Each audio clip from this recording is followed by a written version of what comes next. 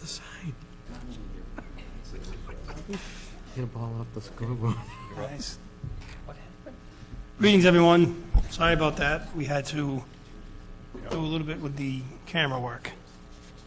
First up on the agenda is Board of Selectmen minutes, 4/11/16. What is the pleasure? Mr. Chairman, I move that we approve the Board of Selectmen minutes of April 11th, 2016 as written. Second. Third.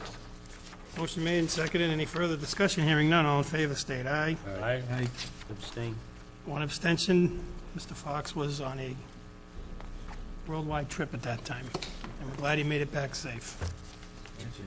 Appointments and resignations, there are none. Public comments and citizen comments, informational, anybody wishing to be heard, not on the agenda, please step forward after Mr. Braniff.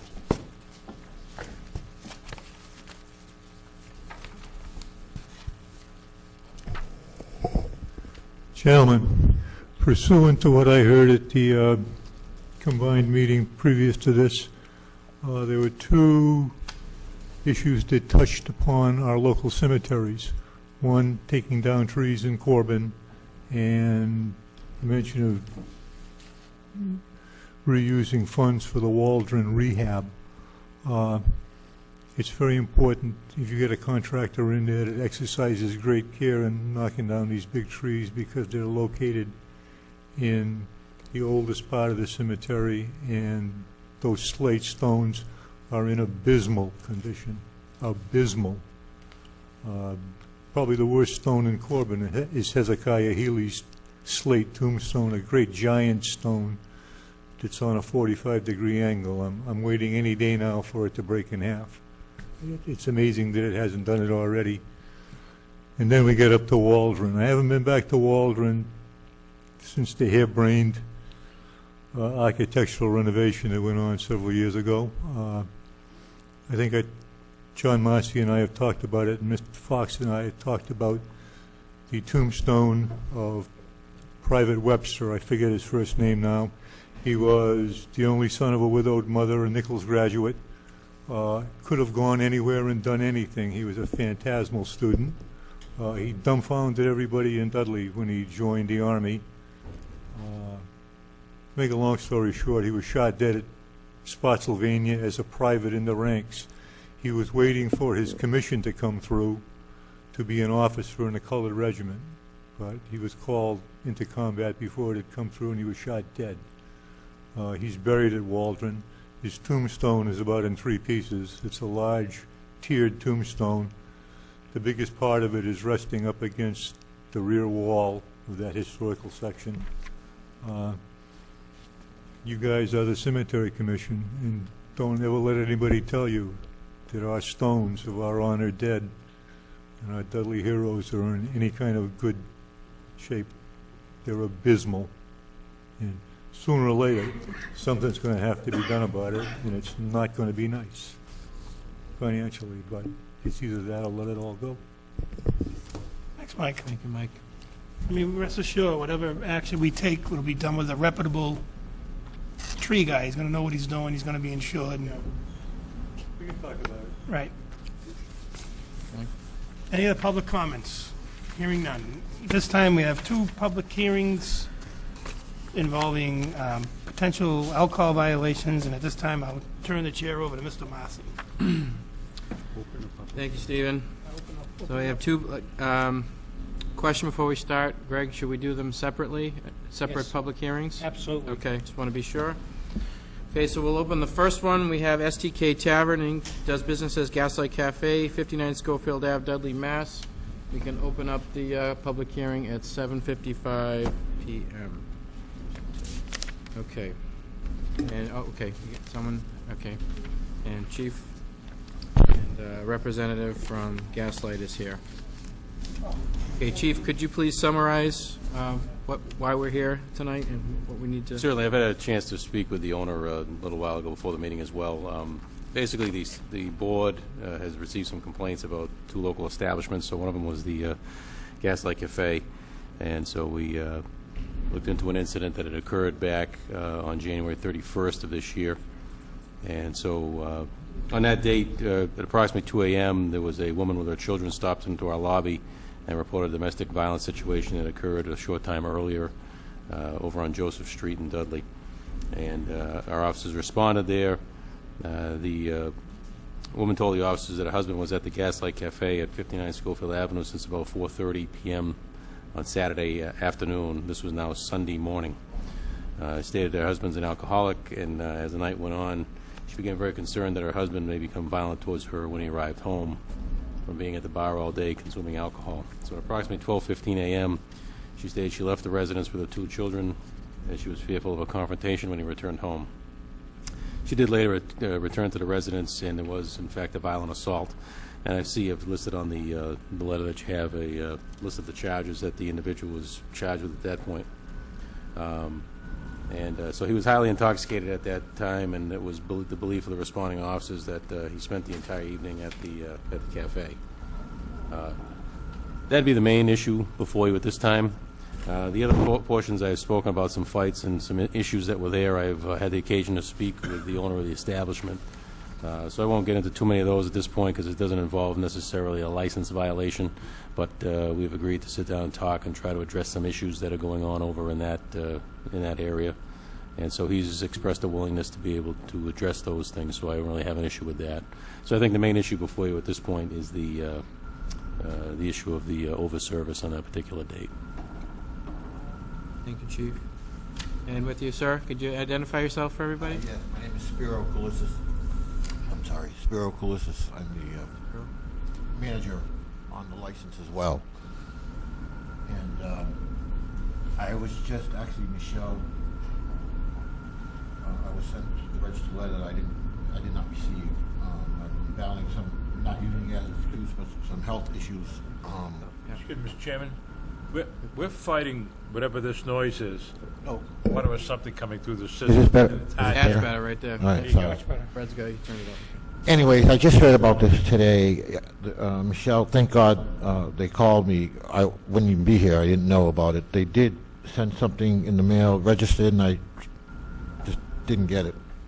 But having a chance to come here and get the report and look at it and do a little bit of investigation, there's no question that Mr. Roy was there a good most of the evening, and that we overserved him. That's really the bottom line. We do the very best that we can to run a safe and clean organization, and we do serve alcohol, and people do come in to drink. Everybody at the bar is tip certified. We do have doormen in place as well. The one thing about Mr. Roy I will say to you is that he's considered a regular at our establishment. He's never caused any havoc. We had no idea, as I read this report today, that I guess his wife says he is an alcoholic. He never acted out at the bar, never caused any kind of issue. Obviously we don't have a glass ball to look through, but to see that what did happen after is very surprising and shocking to us. So first off, I want to apologize for even taking your time or having to be here for that. We do try to run a safe and clean establishment. He had what you call a stellar guest. I will tell you this, I've been doing this for 30 years, maybe 40 here. I tell anybody who's worked for me, listen, doesn't matter who it is in this room, even if you have one drink, they change. Sometimes they change for the better, for the worse, happy or sad. It's still our responsibility not to serve anybody or over-serve anyone. And we do a pretty good job at it, but we didn't that evening. He gave us didn't give the bartender any indication that what transpired after was going to happen. Doesn't relieve us of our responsibilities, but it's something that slipped through the cracks.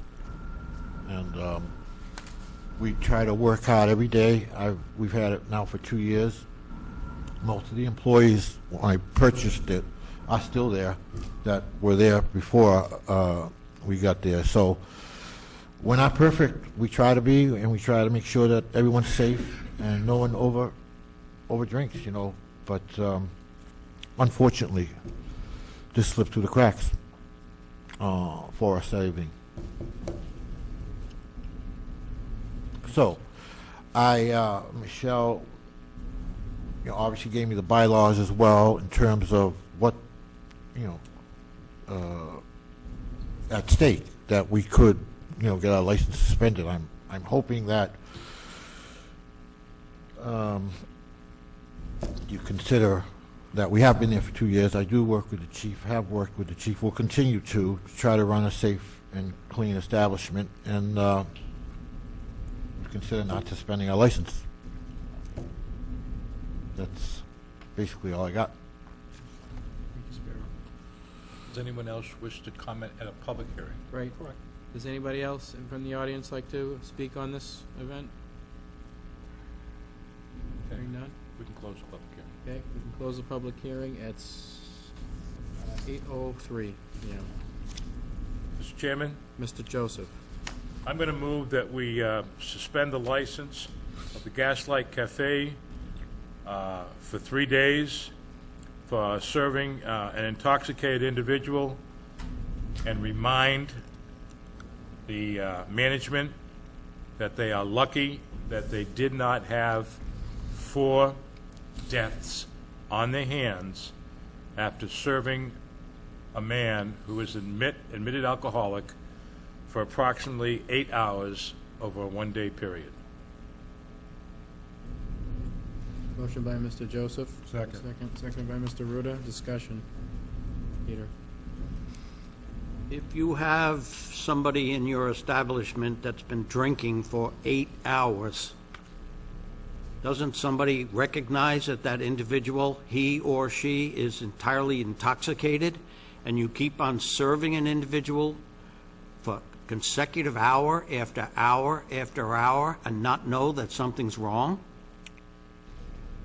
They should have known that there was something wrong, sir. Absolutely. So they blew it. They did. Okay. Mr. Ruda. I would also ask, Mr. Chairman, Joseph. after the vote, but not as part of the motion, that we remind the town administrator, because this is new for him, that in the past we've had difficulty keeping track of violations under the same management. So we need to be sure that this violation is noted as being under this current management. Because we have had prior violations by Gaslight under different management. All right? Mr. Ruda. I think the chief's suggestion was a good one about working with the manager about not displaying colors, not allowing colors in the establishment. I think that makes a lot of sense, because just reading this report on what happened the Christmas night, that could have been another real scary situation that we absolutely don't want any part of. Nor do we, sir. Nor do we. Peter. All I'll say on that. I just want to make a comment that we don't like doing this. I know. We don't like putting businesses in this kind of situation. But actions sometimes give us no choice. When we're backed up against the wall, we have to follow the law. And I'm very disappointed that we're even here talking about this. I am too, sir. Again, I've been doing it too long to have something like that occur. But I'm not going to sit here and lie to you either. That would make it worse. It slipped through the cracks, and again, Mr. You know, one of the things that I should have added in the motion, John, and if it's okay with the second of the motion, that the 3-day suspension will be at a time on days that are negotiated between the town administrator and the management of the bar. Is that okay with you? That's what I we've was done going in to the past. suggest that when I talked. Yeah, So that way, if you have slower nights, you can work with them. I appreciate that, sir. All right? Okay, so my comments on this, you know, as Mr. Fox just said, this is probably one of the worst things to do as a selectman, you know, especially ones where we like our businesses, and and historically have run a great business there. Trying to be fair to everybody and other people who have gone through this process with us. It's not lost on me that you admitted it, right? So that's tough to do. You know, sometimes people will, you know, try to downplay what happened. You didn't. I mean, this one made the, you know, Worcester paper, and therefore. It did go public, and by the way, besides the health risk that could have happened, it's not good for our business either. No. You're right. No, none of it is. So it's not how we want to operate. Okay, But, I believe you. but to Peter's point, we have to sort of, you know, make sure that we're upholding bylaws and No laws and doubt. everything. I So understand. it's not like we relish this. We don't. I hate this. I know that. I appreciate it, but Okay. it is what it is, Yep. and we'll take our punishment You will. and try to get better. Okay. Anybody else? Any more discussion? We'll call that to a vote. All in favor? Aye. Opposed? 4-0, 1 abstention. Michelle. Thank you, Sparrow, for coming in, So being much. honest. Thank you. I'll So Greg, I'll be in touch, all right? Thank you. So just, Sparrow, just connect with Greg if you can, and to set up which days you want to do that. Okay. Okay? Good night. Thanks, gentlemen. Thank you. There needs to be some pain involved, Greg, and not 3 low business days. No, I mean, I didn't I mean, know. like, yeah, I I was just- just dazed at work. He knows That it, but came that's out. how we've That dealt came with out it in wrong. the past. Yeah. That was an Greg example will of how handle things it. might work. All right, the second one is Doldre Inc., does business as Drafter Sports Cafe, 35 Chase Ave, Dudley, Mass. We have another public hearing. We'll open this one at 7:09 p.m., 8:09 p.m. Chief, you're up there. Hi, ladies. Chief, you want to lead us off here? Certainly, I'll summarize this. I listed 4 incidents here, but I'll speak about 3 of them as they involve the alcohol itself. First one was on January 1st at approximately 4:30 p.m. Officers Ryan Daniels, Keith Remlod were dispatched to Drafters Cafe at 35 Chase Ave for a report of a fight in progress at that location. There were several individuals supposedly involved in a fight inside the bar. Officer Daniels arrived at the scene first and spoke with an involved male party. And while he was speaking with this person, Officer Remlod was approached by a female who was later identified as a bartender who had witnessed the altercation inside the establishment. She identified the involved parties who were all still there. He followed her into the building and observed the involved male. The subject was exiting a restroom. He was holding a paper towel over his face, appeared to have blood on his clothing. The bartender also identified a female that was sitting at the bar who was involved. She appeared extremely intoxicated and had difficulty standing. She fell to the floor and knocked over at least one bar stool. Assistance was provided by some Webster police officers at that time as well. She was placed in protective custody due to the fact that she was disorderly and likely to cause or suffer some type of personal injury. Officer Remlod took custody of her. He was escorting her out of the building. She continued to scream, swore, attempted to throw herself to the ground. And the officers made note that certainly there's an arcade that's attached to this establishment. There were children that were present at that time. She was taken back to the police headquarters. She continued her behavior back here at the station. Once she sat in the booking room, she began vomiting on herself on the floor. We had contacted the emergency medical personnel to respond for an evaluation of her. She was provided with a trash bucket as she continued vomiting, struck her nose on the trash bucket, which caused her nose to bleed, and she was transported to Hubbard Hospital in Webster. One of the male subjects involved in a fight initially refused some medical treatment, but he later went to the hospital via the Dudley ambulance service. And there were 3 individuals involved in this altercation, which included chairs being displaced and a number of punches being thrown. And there was also they spoke to a juvenile witness who had heard also some of the commotion that was taking place at that time. That was essentially the incident number 1. I don't know if you want me to go through them all. Or if please you, do, Chief. want to go one at a time. Please do. Yeah, one at a time. Here, Second go incident, January 3rd, Officer Kolowitz was contacted in regards to an event of threatening to commit a crime. There was a father of a 20-year-old man who made a report at our station. He claimed his son was an employee at Drafters Cafe, and he had been threatened with some physical harm via Facebook by an individual. As it was explained, while his son was off duty, he viewed a video on Snapchat It was posted by a male party who he knows to be 19 years old. The video showed this person consuming what appeared to be beer at Drafters Cafe at that time. The employee reported this to the on-duty bartender, and it's our understanding the underage individual was asked to leave the establishment. The person then later sent a threatening message to the employee, which resulted in the criminal charge. And finally, the last event had been reported in some of the papers, and so you might have some information on it already. But on Wednesday, February 17th, approximately 10:53 p.m., Webster Officer Michael Radin was monitoring traffic on Main Street near Chase Ave and Pleasant Street when he heard what sounded like something being dragged along the road. He observed the vehicle at the intersection of Chase Ave and Main Street. He approached the vehicle, believing it had been in some type of accident.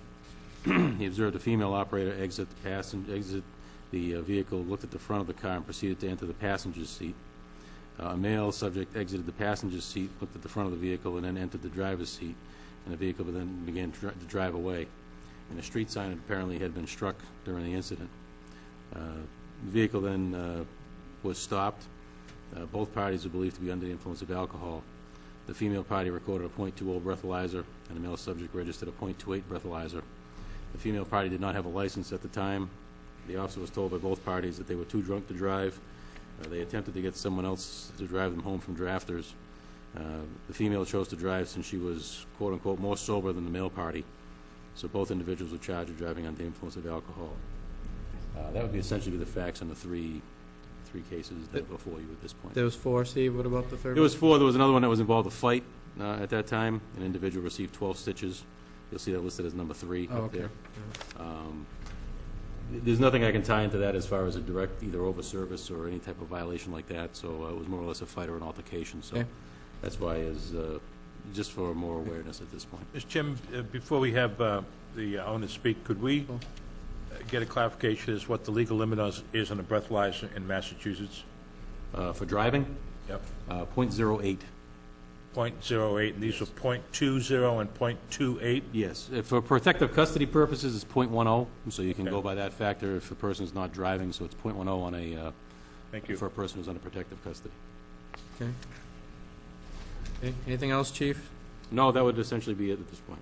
Okay, thank you. I had a question on number Okay, 2 go ahead. for the chief. Yeah, go ahead. before we- Chief, the criminal charge was brought by our police department or filed? On the 20-year-old? Yeah. That was filed by our department. The individual, I believe he did not show for court, so a warrant was issued for him. He's just been recently arrested. He had about 7 warrants for him, I believe. And he was arrested, and I think his court date is coming up sometime in May. So he's going to be awaiting charges on that. Okay. Okay, hi. Can you identify yourself, everybody? Crystal Kistner. Crystal, welcome. And Laura Erickson. Is that working okay? I don't know.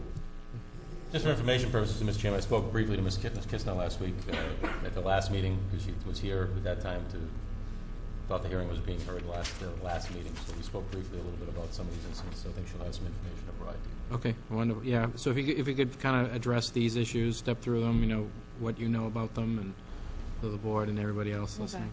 The first one that I'll talk about is the double OUI case that happened in Webster.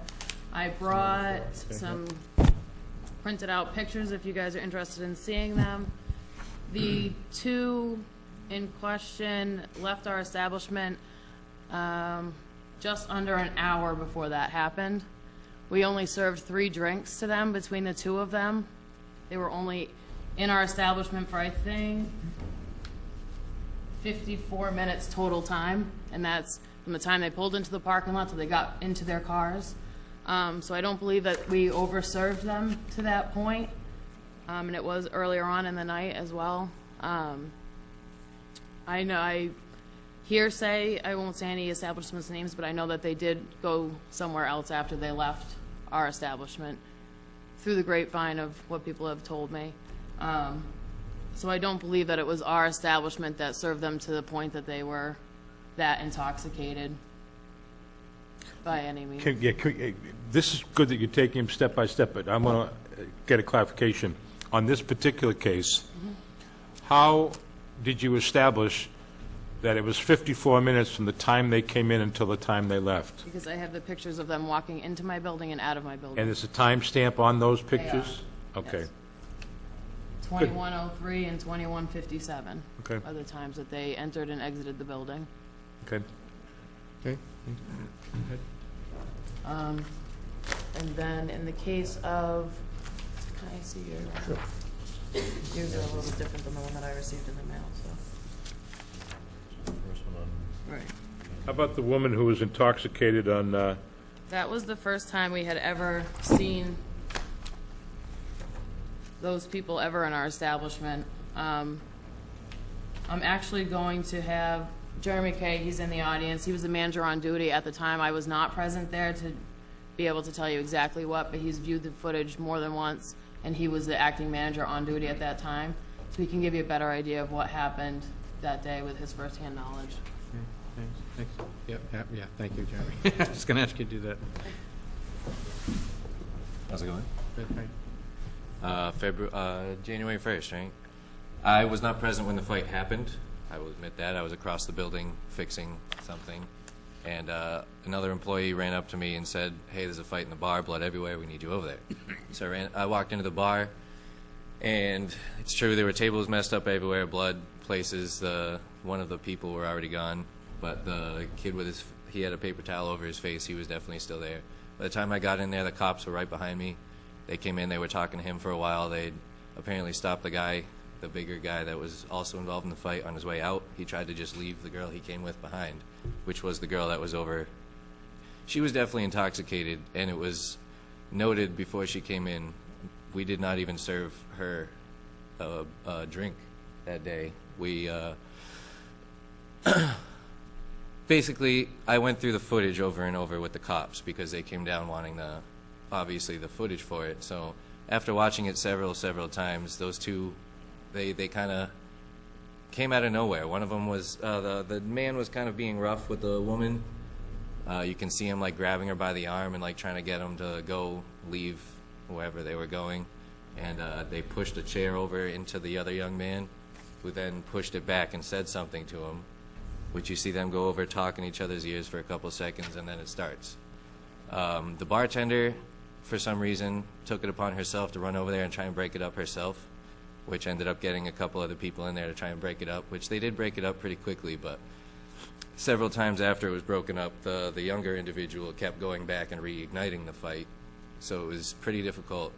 Luckily, the bigger gentleman decided to leave, realizing that probably the police were on their way, but they got him anyway. When I gave them the footage, I was pretty much breaking down the video with them. It looks to me like it was a typical bar fight that started because two individuals just didn't agree with each other.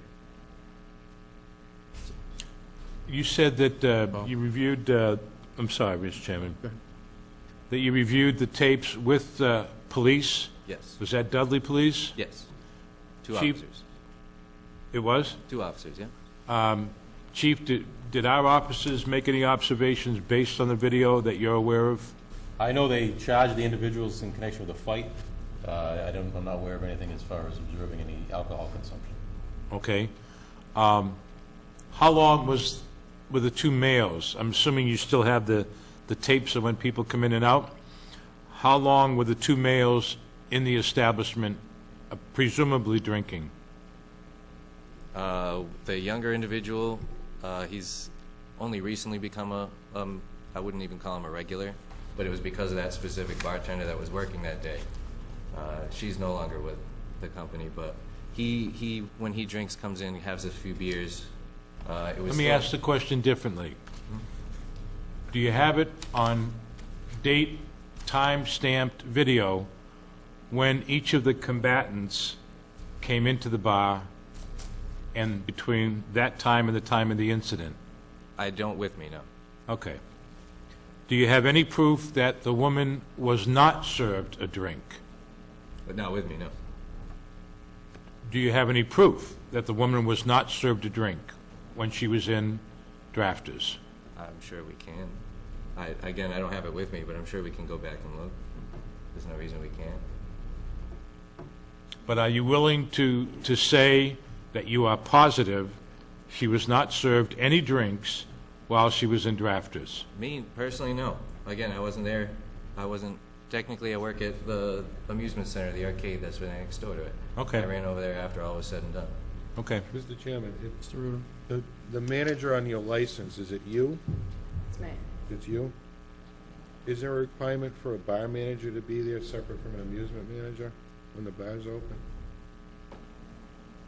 I wouldn't know. But when I am an acting manager, I am also tip certified. You're also what? Tip certified. Thank you. Peter? When you say in the first incident, when the fight started, you were not there, No, I was across the building. and the young lady that was totally smashed, you were not there either, When? while she was there. He was in the building, in the amusement center, in the bar. But and he it was started not- in the he bar, was right. not He was probably about present 20 at feet the from when it time. started. So basically, everything you're saying is hearsay, because you were not present to witness any of this personally. Well, no, that's everything I'm telling you right now is what I reviewed countless times over the footage. I wasn't there until after all was said and done, but the woman was definitely still there when I walked into the bar. The only person that wasn't present in the bar when I walked in there was the older gentleman. Okay, but you understand why I would call it hearsay, because you were not an actual witness to what took place. Yeah. Okay, thank you. So neither Crystal, Jay, or Laurie, nobody saw this? Firsthand, no. Firsthand, no. We just have the video surveillance, which we have 3 different angles in the bar that shows everything that happened that day. And that's what he's speaking from. When he says that he saw it, he's saying that he watched the video footage, and that's where he's getting his information from, by watching the firsthand cameras with the police officers. Mr. Chairman, do you have any time-stamped video of when the inebriated woman came in between that time and the incident? Yes, we have timestamp video of every second. You do? And how long was she in there for? That off the top of my head, without reviewing the video, I couldn't tell you. I could get you that information as soon as I was sat down at my computer in my office, though. And with the 3 angles that you have of the bar, you still have no proof that she was not served or that she was not passed a drink by one of the males that was in the bar, even with 3 angles in the camera. I'll be honest, that's not what I was looking for with the cops, with the surveillance, so it's not something I noticed. Okay. Better to say you don't know than to say you do and lie. That's good. I mean, Okay. it's very easy as well. If we could put it right on a thumb drive and give it to you if you wanted to watch it. No, I don't want to do that. It's not my job to do that. It's your job to defend the accusations and the concerns raised by the chief. And one of the things I would hope is, since she was the focus of vomiting and sickness and screaming and yelling in the presence of the arcade patrons, was that you would have established that she was not served, how long she was there for, and whether or not the fact that you had any culpability for it, and you don't have that. And that's a problem.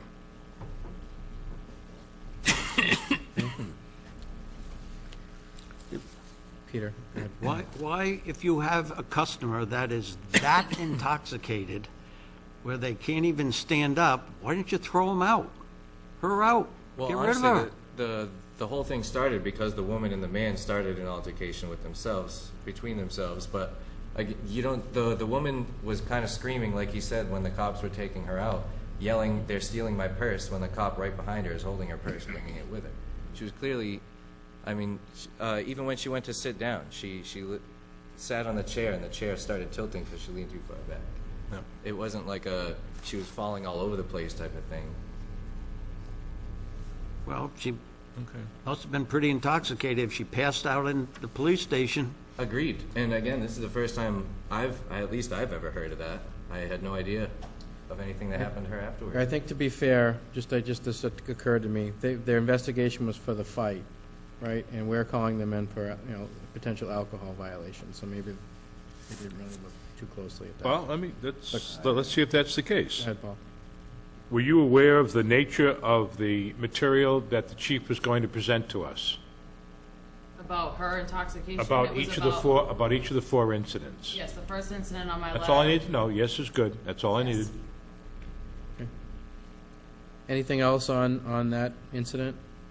No. Okay, what about the 20-year-old man and that threatening messages and? That was January 3rd that our office received the report, and it was an individual who was 19 years old that had posted a video on Snapchat of him drinking beer at the establishment. And when your off-duty employee reported to the establishment, they then had him removed from premises. And that's when he later then sent a threatening message to the individual that he supposedly had the issue with. Crystal, anything? What do you know about that one? I know that the moment that the 19-year-old comes in during the day, plays pool with his buddies, etc., bartender recognized him from being in there before, and his friends that had come in before. So she served a pitcher of beer to the 3 individuals. As soon as he started putting the pictures on Snapchat, the employee of ours notified me directly. I got out of bed, went down there, and removed the kid myself out of there. She was notified within, I think, like 5 or 6 minutes that the kid was underage. She took his beer, and he said, well, my girlfriend's on my way with my ID, and we told him, when she gets here with it, then you can have it back, but you're not having it back. I know who you are, and this is your birthday, and you're not 21, and you're leaving the establishment. He tried to plead his case, and we ultimately got him to leave, and then he was sending threatening messages to one of my other employees, apparently, for it. The bartender of that night was suspended. She is tip certified. She's been a bartender in the area for a very, very long time. She had a lapse in judgment. She's recognized him from what she said, from seeing him drinking in other establishments around town when she was out socially herself. So she should have done her due diligence and checked herself. She just went off of what she's seen elsewhere. And she was reprimanded for that, and she was suspended from our company for her actions. Does she still work for your company? She does now, yes. Okay. So the employee who reported it to you was not the bartender? No, it was one of the arcade attendants who also does security at the door sometimes for us. And you removed the patron? Or asked the patron to As leave? soon as I heard about it, I got in my truck in my pajamas and went down there and got him out of there immediately. So, how did the threat happen to the employee? The 19-year-old that was in the bar found out that through Snapchat, this individual, I honestly don't use Snapchat. I don't really know how it works, but I guess you post a video and a bunch of people see it, and he asked who it was, and it was divulged to him who it was. So that's when You divulged to it? I definitely did not divulge it to him. Okay, 'cause Is the male employee still work for you? Yes, absolutely. He's been working for me for approximately 4.5 years. What access do underage people have from the arcade area? What physical access do they have from the arcade area to the bar where alcohol is served? They walk right through it. It's a restaurant during the day, and at night. There's when no it's- physical barrier to stop them from going from one side to the other? No, there's a door to go through there for them to sit down and eat as well. It's a restaurant during the day. It's 21 plus after 9 o'clock. Okay, so what is the physical barrier that stops underage people from going There from... is not one, Okay. All right. Peter? other than a person But that's a door guy. from the arcade area, isn't there an entrance to the restrooms on the far left-hand side? There Because is. I've been in there with my granddaughter to use the go-karts and There's stuff. 2 entrances. And to it. I was very concerned with my granddaughter because she started to go through the bar area, and she's 13, and she became very uncomfortable. But we did find out that there was an access door from the arcade area There to is. go to the ladies' room. Correct, there is. Okay. One of the things I'm sorry, Jonathan, did you finish? I'm pretty much. I'm sorry, I didn't mean to. Go ahead, Peter. Okay. I see a pattern. I see a problem on January 1st. I see a problem on January 3rd. problem on February 9th, a problem on February 17th. I mean, just isn't one isolated incident. There seems to be a pattern I fairly consistent. totally understand what you're saying. I will say that in the first 6 years that we were open, we never had incidents at all that we've ever had to call down. I don't know what happened and why everybody decided to go crazy in the month of January and February in there. But I can tell you that in the last, we have tightened up. We have a door guy. We started having a door guy there every night, 7 days a week now. We have removed the bartender that seemed to be over-serving people, which was causing problems. She no longer works for us either. We handed down suspensions to punish, or whatever word you'd like to use, and did the best to tighten up once we noticed that incidents were happening, and they have seemed to cease since then. It seemed to be a 3-week span or so that everything was kind of, I couldn't tell you why, because we didn't do anything different than we've ever done in the last 6 years. But you see my point. But, oh, I get it too. I wish I could tell you why. I don't understand why. But we've done the best we can to tighten it back up and get rid of what we thought were the problems. Anyone who has been involved in an altercation in our bar has been barred, and they're not allowed to return as customers, and they are all well aware of that as well. So we've done what I believe is the most that we can do to avoid the situations, and so far it's been successful. Okay, what about, did we cover everything on these? Yeah, we did number 4 first. Can I just Go ahead, ask a John. little more on number 4? Sure. Just go through that timeline one more time for me on number 4. Oh, That was from That's the one with the the picture. couple that was arrested in the car. couple. They entered our establishment at, I believe, 9:03. We can pass those up to them, probably can look at them. There's 2 angles in the parking lot cameras, so 2 of them show the same time on both of them. Just so you'll know, and I know we cannot make a motion, Mr. Chairman. That's them walking into the building at 21:03. And this is them walking out of the building at 21:57. So they left our establishment an hour before the accident that they were. You guys can keep those points there. That's them. I can't remember that picture from Webster Times. 903 and 957. If you want better face shots. Did you get any idea as to how much you served them? I know you told me, I need It was 3 drinks between 2 people. Let Alex see it. 3 drinks Three between drinks. 2 people? Correct. Also, the police report, I also remember something that I pointed out in those pictures too. It doesn't really show it in time, but again, the footage of them going to their car, the male is driving. And when they got pulled over, the female is driving. We can get those pictures for you as well if you need them. End the hearing. Any other comments? And you guys, anything else on these incidents, guys? Anybody else in the audience have anything to say? Hearing none, we'll say, we'll close this public hearing at 8:35 PM.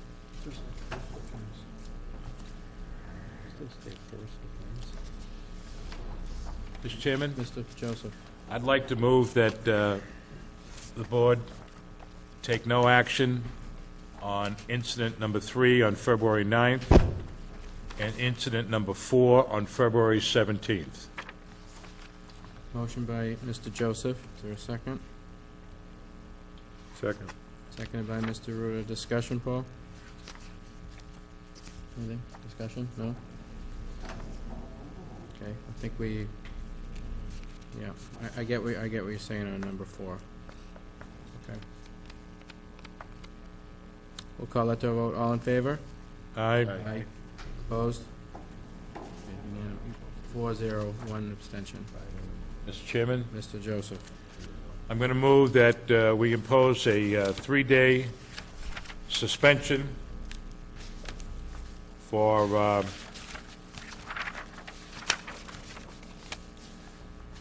under our matrix for serving, let's see, get the right terminology, for serving an intoxicated individual or individuals on January 1st, incident number 1, and a 3-day suspension to run consecutively for violation on incident number 2, Sunday, January 3rd, for serving an underage minor.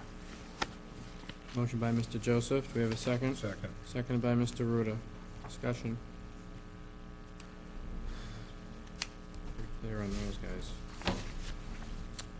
Okay, was one motion for both? Paul? That was one for them to be consecutive, so it'd be a 6-day total, unless, before we take this vote, if 2-3 days would be easier for you than one consecutive 6-day. Okay. Which would be better for you? For me, Because you've been good up to now. We it know would that. be 3 separate for Okay. us. Then I would ask that, it's okay with my seconder, that there be 2 separate and not consecutive 3-day suspension as indicated for each violation. Okay with that? I do have a question, though. Go ahead, Crystal. If we remove all the alcohol from the establishment, am I still allowed to serve food and soda as a regular restaurant with just no alcohol? So I can still be functioning for people to eat? It's just alcohol. Yeah, just the alcohol. Well, you know, Because the amusement center is still open, and that's what it's primarily used for during the day. why would you make that suggestion? What's your reasons for doing that? How did that come to be, that statement you just made? Because I want to make sure that when the amusement center is open, I can still, serve my food and non-alcoholic beverages to my customers. Because people, when they're out playing games, like to come in and have a snack with their kids, grandkids, et cetera. Could we ask the chief his thoughts? I don't have any problem with that. I think that's the way that they're keeping their business going with that, so as long as the alcohol compliance is there, I'm fine. Okay, Peter? I don't have a problem with that, because I know there are families that like to take their children to the arcade and play miniature golf and all that, and if they want to buy them a hamburger or a couple of hot dogs, I don't have a problem with that. But I don't have a problem with that. Thank you. If you recall, Crystal, Mr. Chairman, I'm sorry, if you recall, when you first came up with the concept and the adjacent things, we told you we had some concerns about the access of youth, underage people, and the proximity of the two. And we understand how you've tried to make it work. But people witnessing what happened with that woman and her behavior and the proximity, and this is not part of any motion on purpose, that you rethink that and see if there's a way that you can configure things to try to avoid that at reasonable cost. That's not a demand, that's not an instruction, that's a request that you take a look at that and brainstorm with your staff about how you can do that. I think you'll find that our concerns are less so if that can be addressed in some way. That's all. You know? And Jonathan, did you have a question? No, I mean, these are all alcohol-related violations. I wouldn't attack the food or the No, game. no, I mean. Yeah, I wouldn't either. I wouldn't The either. food's fine. No, just a question on Paul, and because these are separate types of violations is why we did first offenses for each of them? Absolutely. They are Okay. two distinct and separate I wanted to make offenses. sure that was clear to everybody, and it wasn't first and second offense. Okay.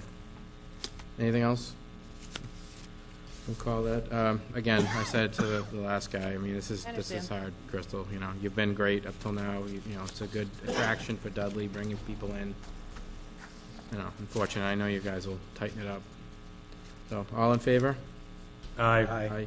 Opposed? 4-0, 1 abstention. So just connect with Greg and when. Thank you. Thanks, Crystal. And Chairman Sullivan will now return at 8:40 p.m. It's a good facility, no question. Good to have you back, so. All the fun stuff. No, you never. Public business, Joanne Chanel, Relay for Life. We don't have any licensing. Oh, no, we don't. Can't be, not here. Permission to place purple ribbons and signs in Dudley in the month of May. Greg, anything you want to add on that? No, I thought it should come to the board, because you'll be the ones that will hear about it, so we don't have any objection, but thought that when anytime someone's doing something community-wide, it should come to the board for approval. It's the board's pleasure, Mr. Fox. the way it's worded, it says permission to place purple ribbons and signs in Dudley in the month of May, but it doesn't say when and where or what day. It just says month of May. I mean, they're gonna put them on every sign. Oh, hang on, we have an email here that she's asking us to table the issue to May 9th, 2016. Okay.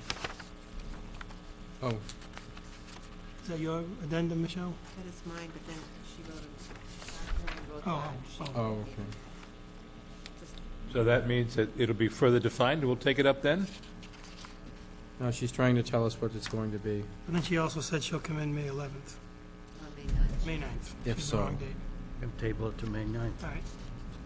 If nobody, no objection, we'll just table it. Without motion without precedent. No second. If you just announce this table, it's automatically on the agenda in priority. All right, we'll table it till the next meeting. I have no Ask problem. Joanne, our representatives. I mean, we have no problem with Joanne. No, not at all. Sean Guerin, 6 Elizabeth Street, request for a waiver for yard sale permits. He's been sitting here so patiently. Hi, Sean. How do I follow up on that? We can table yours, we can table yours too. Oh, you meant the other one. Actually, I'm going to retract that request. Just looking at the timeline of where things are supposed to happen, I think I'll be okay with what the rule is now. So So you'll be able to skip a week, Sean? I should be able to. Okay. If not, I'll work something else out. Well, if you have a problem, just I'll just leave everything in the ad. leave it in the ad, No, right? just let us know. You'll let us know, Sean, we'll get you back. I will. Again, I mean, it's not exact, but depending on financing and everything like that. So we're looking at about the 16th. So. Good. All right. Thanks, Sean. Well, thank you for sitting here and being so patient. Okay. Board of Health requests permission to use Clarinda Wood Fund in the amount of $63 to pay for Harrington Memorial Health Service for February 2016. So moved. Well, you got two here. Motion made and seconded. We'll So you want to do them both? do them separate because they're All different right, ones. so the motion is to 63. give the Board of Health permission to spend $63 from the Clarinda Wood Fund for expenses for Harrington in February, Yes. and $138 to the same vendor for the same purposes for March.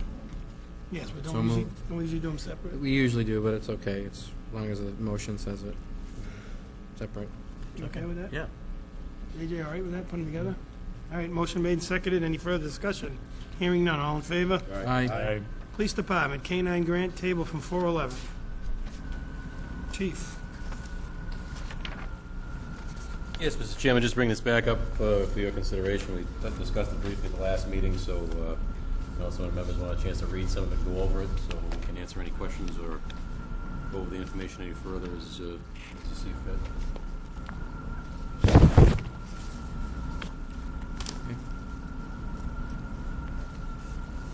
Questions for the chief? AJ.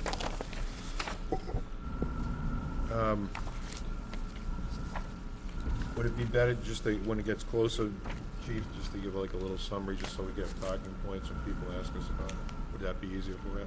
I think all I really would need, if the board supports the concept, we just proceed forward, because I think what we'll need from the board at this point, probably just authorization of the town administrator to sign off on any necessary paperwork associated with the grant. So that would be if there's a letter of authorization needed or sign off on any grant applications. That's what the board would have to do. So if the board's supportive of the concept, I can proceed forward with the grant application and move on with that. I just want to make sure that there's no concerns or questions from your part that we need to get out ahead of time. So I'll move that the Board of Selectmen support the concept of the chief pursuing a grant for add K-9 to the Dudley Police Department. Second. Motion made and seconded. John Massey.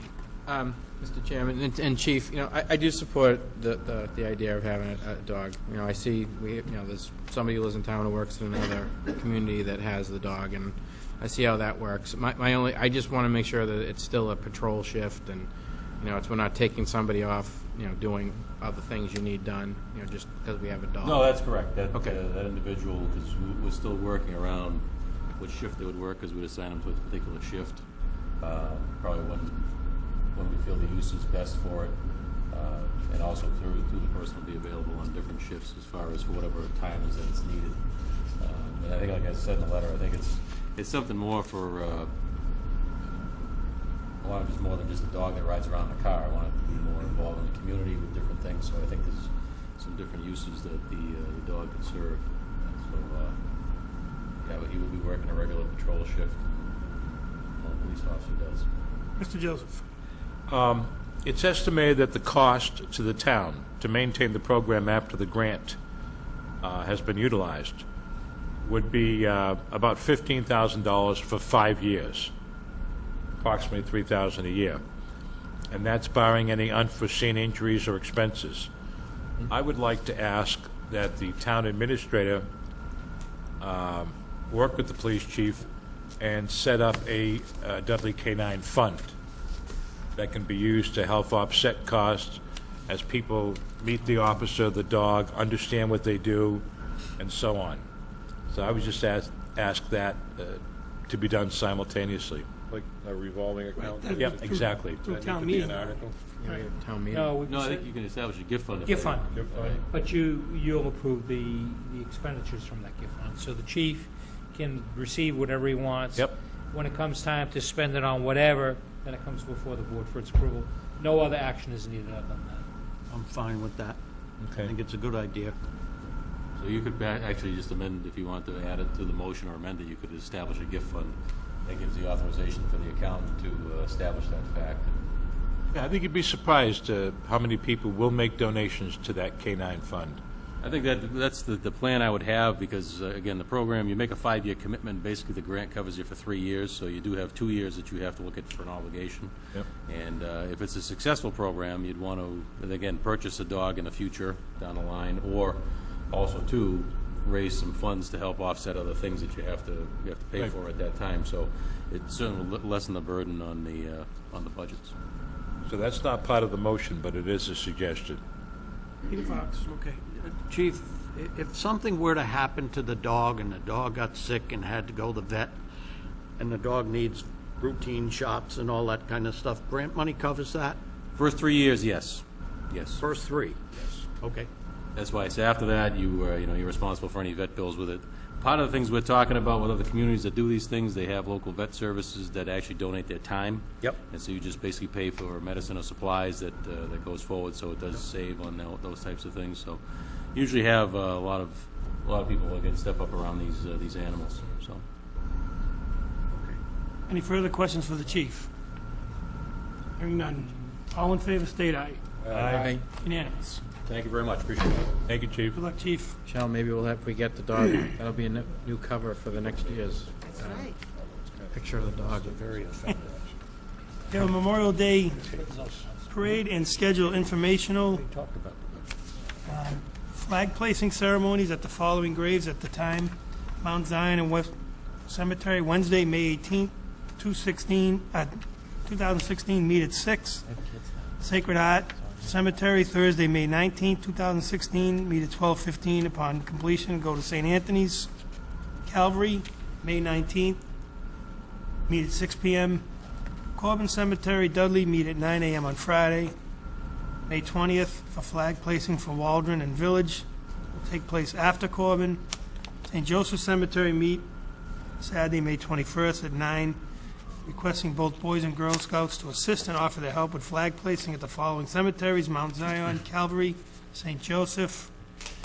They also know that Mr. Oleva, Richie, Veterans Agent, will take donations for kids that are in like student council or they need community service hours. My daughter did it a couple years ago. He gives you like 30 flags. Tells you to go out and find graves that get missed, because there's always some overlooked. So anybody that needs community service hours can coordinate through the Veterans Agent, or if you're a member of Student Council, you can coordinate through Alex. Memorial Day weekend, Sunday church and cemetery services. They meet at St. Anthony's Padua Church in Dudley at Sunday, May 29, 2016. Color and color bearers request to assemble in the school parking lot, 1045 St. Anthony Church, met by an usher who will escort them. Upon conclusion, all veterans proceed in procession to Holy Trinity Cemetery on Old Boston Road, Dudley, Mass. 12:10 to render Memorial Day honors at 12:20. Parade information. Veterans Home, 6:30 in Webster. Corbin Cemetery, Dudley, 7:25. Village, 7:50. Town Common, 8:10. Break while we return to Dudley Town Hall for 9. Calvary Cemetery, 9:30. The VFW Bridge, 9:45. St. Joe's, 10. Sacred Heart, 10:25. Mount Zion, 10:35. St. Anthony, 10:50. March to the Webster Town Hall. Then they have the Urbanowski Memorial by the PAV. And I believe at that time, the PAV hosts the Memorial Day lunch after, I believe. Yes. All are invited to attend the parade route. As always, we open up anybody that's an elected, appointed representative of the town of Dudley to march if they feel that they want to. There's rides for people that can't walk the parade route. Yep, there are for us. McGee Toyota promised to follow in the tradition of Tri-State by providing vehicles. Beautiful. So all are encouraged to attend. Excellent. Mr. Chairman, can we ask the administrator or Michelle to inquire with Mr. Levy if there will be any World War II veterans able to join us march this year in the parade? I like to kind of keep tabs on that as the rolls begin to dwindle. I think it's important that we This is Lipsky died. be aware of that. Lipsky died. Any other questions, concerns? No. Hearing none. FY17 budget discussion and recommendations. We're going to hold this off? Table it. Discussed it, and I think we need to wait until the school committee considers a new budget at their meeting on Wednesday. Student representative, Mr. Myers. All right. So this coming Friday and Saturday, the drama club will put on their final play of the year. It's Guys and Dolls, and it begins at 7 p.m. and it'll end at approximately 8:30 to 9. The AP exams will be taking place at Shepherd Hill from May 2nd through May 12th. There's a total of 12 different exams that will be taking place at the school, all in different time periods in the morning and the afternoon. On May 4th, the spring chorus concert will be held at Shepherd Hill at 7 p.m. And on May 1st, the student council and any other students from Shepherd Hill willing to participate will be traveling to Boston, leaving the school at about 6:30 in the morning to do the Walk for Hunger, which is a 20-mile walk throughout Boston. Nice. On May 7th, the SAT is going to be held at Shepherd Hill.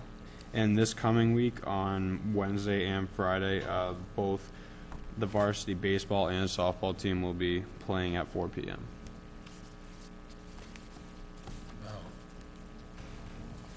Ladies from the library, Pardon me? anything you guys want to add? Sure. We've been ramping up our programming. We had a really great introductory Lego program with an outside company. It was a collaborative effort between the STEAM coordinator, STEAM director at Dudley Charlton Regional School District and the library. And it was to gauge interest in Lego engineering for kids in grades 4, 5, and 6. It was very successful, and we got a lot of interest, and so we're going to go for it. We've applied for, together applied for a Mauser grant to bring this company in for a 6-week program in the fall for doing this very specific, Lego engineer, it's really neat. It's Playwell Technologies. They go around to libraries and do this, and we're shooting for the fall. So that was at the end of March, and this month we've got a full docket of art programs and drawing workshops and genealogy programs. So yeah, Saw the genealogy thing. Going That was crazy. interesting. yeah. I like We're that stuff. I've tasked our children's librarian with having more young adult programs, because it's an area that I just don't, I can't get to that. And she's focused primarily on children's, but Traditionally, in libraries, there is a position that is a youth services librarian, which encompasses children and teen. So I have tasked Kathy with rolling in some teen programs as well. She started up a teen book group, and it was a little bit slow to start, but word got out, and now I would call it a great success. The Friends are funding all of these programs thus far, and so that's very encouraging. It's an underserved population. It's a tough group to attract to the library. You just don't know. Sometimes they just want to be left alone. Plenty of kids in the area. I see them. Yeah, and I'm happy to say that when I Outside of first town. came on board, we had a few issues with the teen population, but we just persevered, and now we seem to have a really great group coming in, doing homework. We started up a homework club, and actually, Ed LaPointe's son is part of the teen advisory group. We've resurrected the teen advisory group, so Ed, third or fourth, is involved with that and showing up. So, we're trying to kind of revamp that position to involve that age group. And I think we're seeing a lot of success, too. It's tough. We're stretched pretty thin. So, we're trying to, I don't want her to ignore the children's responsibilities, but we also need to address the teens, too. I think it's an underserved population in the area. Yeah, and the sign is great. We've already had so many people come in and say, I heard about this program just driving by. The genealogy stuff, that's how I saw it. You know what? It's so much easier to have numerous things coming up, rather than running down, the old sign. We were only able to put one or two things up on the board, and even then, like, the thing broke and the letters fell through the slats. So there were letters missing, and sometimes it spelled not so nice words. And so that was a concern. Yeah, we just stopped using it after a while. It definitely served its purpose, but this was a good use of the endowment funds. That's what those are for enhancements to the library, and the Crawfords were all on board for that. So we applied and were approved for those funds to come through, and we never forget for a moment how lucky we are to have those. We wouldn't have been able to do it without it.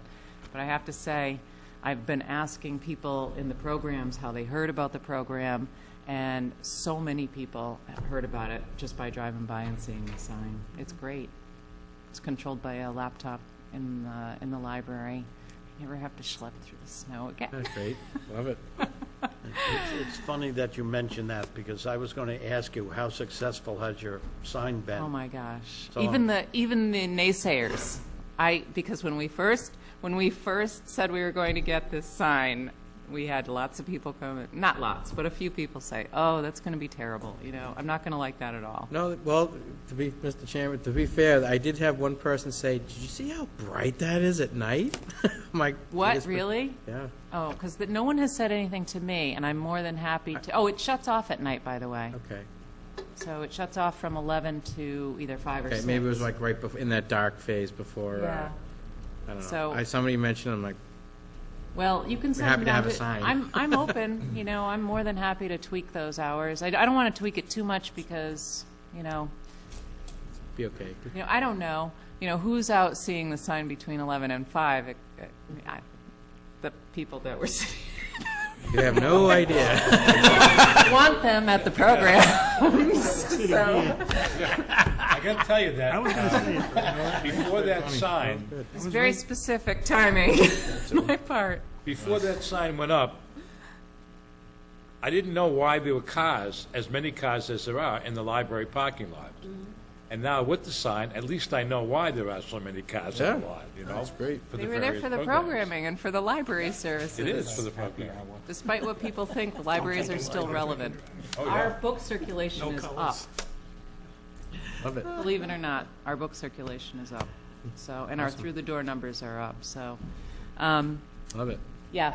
So that's good. And and the Dudley Charlton Regional Dudley Charlton percussion band called me, and we put that up there. So we're happy to put other, town hall, there's events that, what I'm hoping is that we can, be work collaboratively on When we get our new advertising our sign. Yep. things, because we're all in the same group. So, thank you. Karen. Thanks, Karen. Yep. Great Thanks, update. Karen. Board member comments? Hearing none. Town administrator report? No. Hearing none. Department head reports? Hearing none. Oh, Coming back up again. Last time I'll bother you, but this Saturday is our drug take-back and needle disposal program that we got, so probably about 9:30 till about 1:30. That's when it's going to run, because then we usually ship everything off by about 1:45. So anybody has anything, we'll be collecting them downstairs. chief, no update on the fire, or your press release, okay? I wasn't gonna, but now that you brought it up, I guess you have to. I guess I have to. Yeah, just the, basically for the main purposes at this point, the fire marshal's office and the state police are investigating, so there's not a lot of information we can give out too much about it there, but guys in the fire department did a great job, our officers got there as well. I think Tyler Smith was one of the first ones on the scene up there and made sure at least one of the occupants was out. I believe he knocked the door in, was able to get one of the dogs out of the residence, and the fire started in the back of his trailer and spread to the front of the building. I'm sure Fire Chief can give you more detail on that, but great work by his people, the responding communities that came in. Really did a good job of kind of keeping everything contained so that it didn't spread any further than what it was. But unfortunately, we have one tragedy that came out of it with that situation. So, Chief? You just about covered the whole thing. You didn't even need to call me up. You must have something you want to add. Not I'm all set. he got on FaceTime Said on what he TV had to on yesterday, too, so television. he's all set. Oh, yeah, nice press release out too, I saw. I Motion, move we adjourn. I second that. all in favor? Aye. We out. Everybody.